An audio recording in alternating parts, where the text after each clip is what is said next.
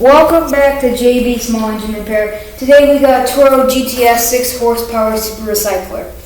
I got this thing off of the street, I think it was yesterday, I believe, or the day after that. Anyway, I got off the street, I got rain today, but the guy said that it wouldn't run and he didn't know why. So I was like, oh, okay, so I wheeled it back home because he was here in my neighborhood. I didn't have to drive the truck out or anything. So it was really in the back. I get home and I was like, okay, let's see if this thing starts. So I put in the spark plug, put a new spark plug in. I got, I primed it. I was pulling, yanking. I put new fuel and new oil in it too, yanking and pulling on the cord, and the thing came out. And I was like, well, let's inspect down here. And then all of a sudden, I just see gas pouring out of here. So I was like, oh crap, what is it? So, when I look further, you come to find out it is the filter system. This is one of the older ones in 1998, not 1980, good heavens. But it was pouring out, so I had to replace the gasket on there. I had to replace this thing. I had to replace this wheel, I think it was, or is it this wheel? One of them.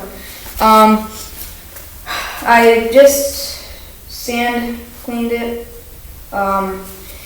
There's no big dents around here. There is some wear and tear, and it's still leaking. It was a carburetor that was leaking, right? All I did was take the carburetor out. I actually have a carburetor in here, I believe. Yeah, here's the old bolt. I have the old carburetor bolt. I don't think you can see this, but it's pretty dirty. So I replaced that with a new bolt from the old Briggs & Stratton, the 2013 model. So that did some. Here's the old float. I just decided to replace the float too because the Briggs & Stratton had it and I didn't have anything to do with it. So I replaced the old float. It's now looking really good. I'm not going to take it apart because last time I did that, it just came out everywhere, so I don't want to do that. I did happen to find that the self-propel system actually does work on this. It's very interesting how it works. I'll actually take it off. Usually, like the old Honda HR 194 that I had long before I started this channel, it was a drive chain type of thing, like you would find in a pickup truck or a semi truck. You would have a drive chain that would go like this. It would basically be like a long rod. It would be connected to the axles, and it would just spin, causing the gears in the self-propel system to spin also. This, however, does not have that, which is really weird because the Honda that I had was built in 1984, and this is a 98. So you would think that they would have the drive chain, because I thought what this thing had on here right now, I'll take it off for you to see, but I thought these were outdated, but apparently I guess not. Let me find my tool wrench set thing here, and I'll bring you guys down for a closer view. It was very interesting. I didn't think I thought it was a not pulley system, a regular old system, but they decided to make it more complex. Not really complex, but it actually makes sense what they're doing in here. It does. And I have a friend across the street who knows every single little thing about Toros. Going the wrong way here. And so I'm glad to have that guy around. He didn't help me. I just did this myself. No major issues internal-wise of this motor. I'm probably going to have to replace the blade with the searching, so it's no big deal. Here's what that has right now. It's super duper weird in my honest opinion. They have sorry, I'm recording the Chromebook, please don't judge. They have a pulley system, which super weird, but it actually makes sense because it's a personal paste, so you would put the paste down and it would actually go. It connects to the blade, which this motor controls the blade, and so it doesn't have a separate motor to just do this one. That's smart. They have blade power, and then it just comes there, which is super duper smart.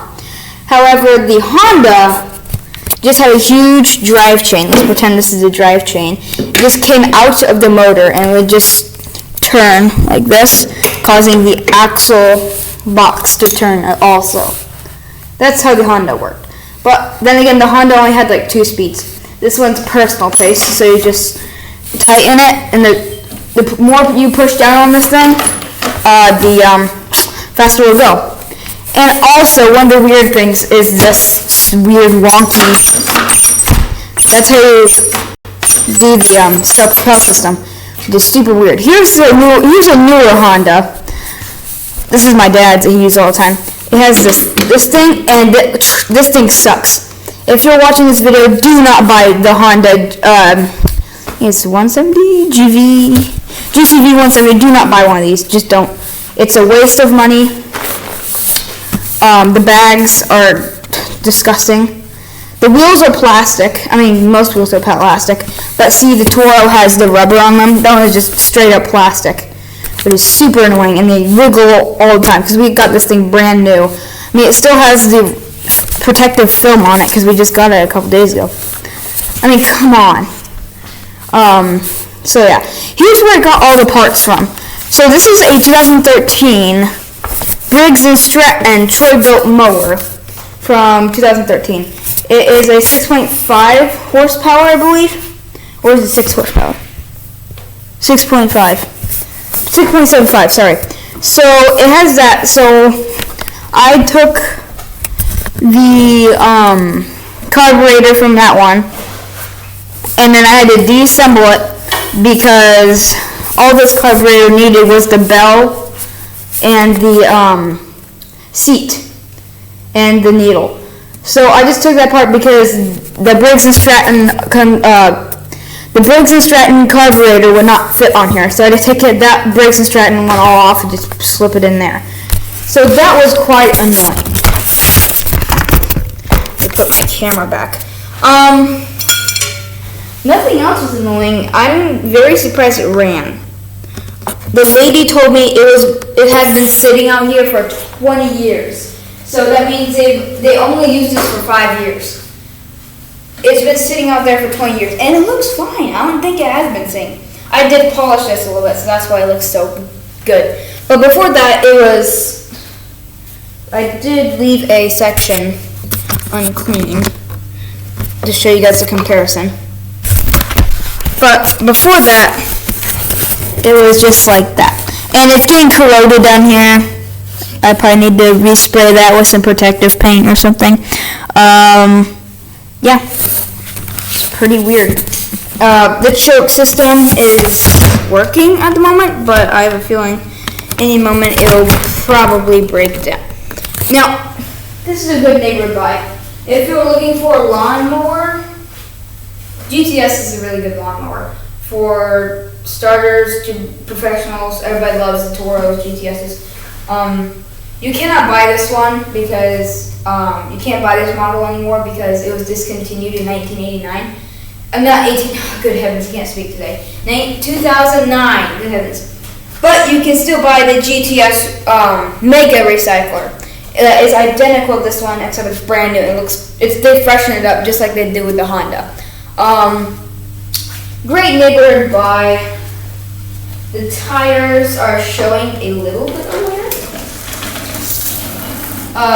Nothing a power washer can't do. The internal engine is perfect, spotlessly clean, which I'm very surprised.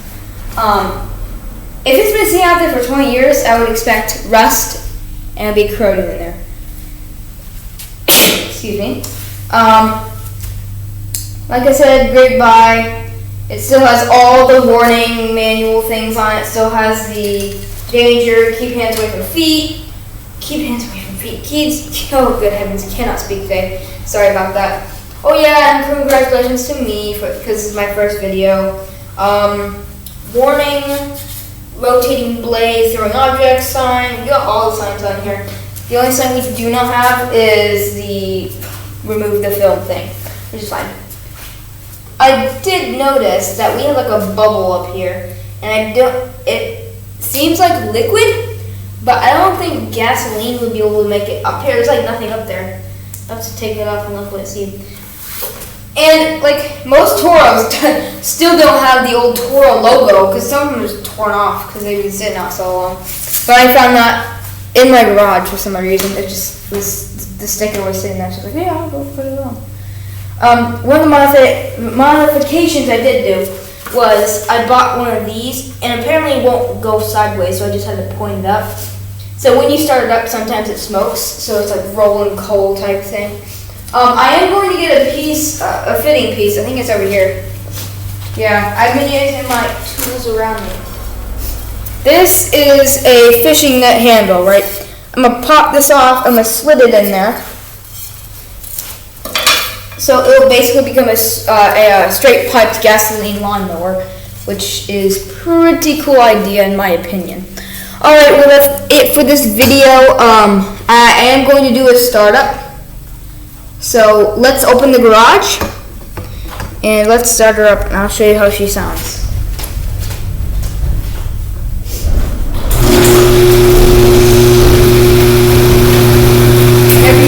Whenever you start the lawnmower, you always want to have air coming in or else you'll die. We're going to leave that piece off because it's not important. It should fire up pretty easily because I tuned it this morning, so let's see.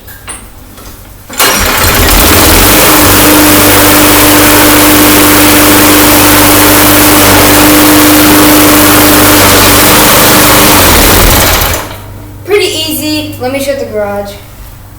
Like I said, it fired up pretty easily because I tuned it all this morning. I did put a new spark plug in there. And just to know, Toro owners of the GTS, I need to tell you this. The primer on any of these does not work. Don't even bother. If you get a new bulb and a new primer set, it should work, but the original custom standard bulbs do not work. I'm just going to tell you that up front. You could just, nothing going in, and I've seen many reviews of this. So if you do have one of these, just don't bother priming it if you don't hear sound, because I mean, with any lawnmower, don't even bother priming it without if there's no sound, if there's no liquid sound coming out. Well, I think that's it for this video. Please subscribe, comment down below what you think I should do next. Also, if you want to support us, subscribe. Like I already said, that was whatever. This is my first video, so don't judge. And yeah, we'll see you guys next time.